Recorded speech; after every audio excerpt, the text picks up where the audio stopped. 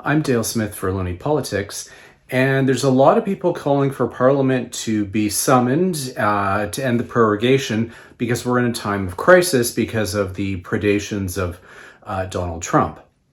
The problem is that nobody can actually articulate what exactly they want Parliament to be doing at this particular moment in time. Now, if you recall, there was a filibuster that lasted pretty much the entire fall session, which meant that almost nothing got done. And if the Prime Minister had not prorogued, that filibuster would still be ongoing right now, which would mean that nothing would actually still happen with Parliament as it resumed. There's also no real thought about what exactly they should be doing in order to counter Trump, because if we were to impose counter tariffs to his planned tariffs that he would put on us, well, that doesn't require legislation. The government can do that on its own, and we still have a prime minister and a cabinet, and a government is still functioning, even if Parliament is not sitting. So again, there's no actual thought as to what they would be required to do in order to have Parliament sitting again. There's no particular thought as to additional legislation that we might need.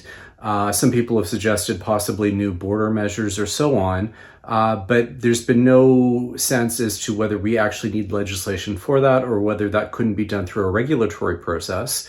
Again, nobody has articulated what Parliament's role in that could be. And finally, the government has enough money to continue going on with its particular border plans and so on.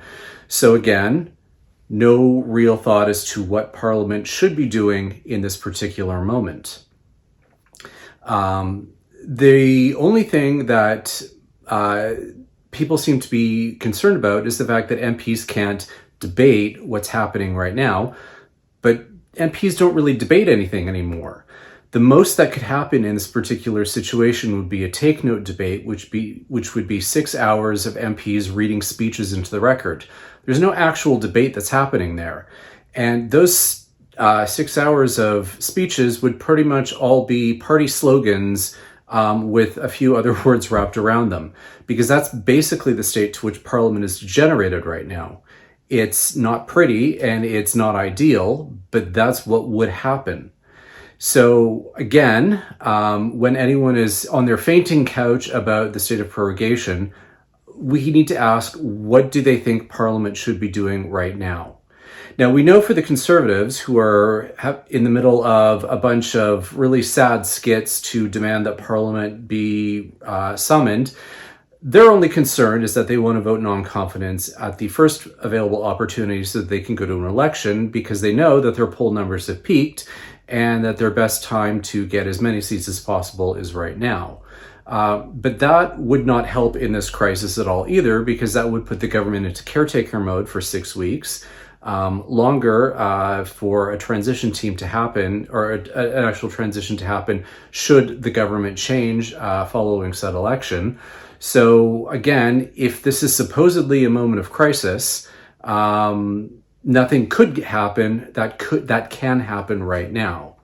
So again, every time someone is saying that Parliament should not be prorogued at this time, I keep asking what exactly they think that Parliament should be doing, and no one has yet actually given me an answer that makes any kind of sense with how our system works.